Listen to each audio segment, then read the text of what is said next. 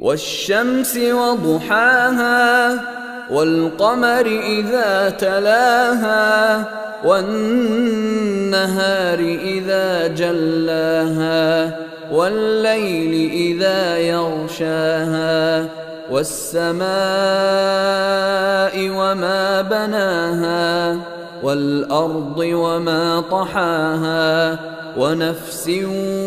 وما سواها فألهمها فجورها وتقواها قد أفلح من زكاها وقد خاب من دساها كذبت ثمود بطغواها إذ انبعث أشقاها فقال لهم رسول الله ناقة الله وسقياها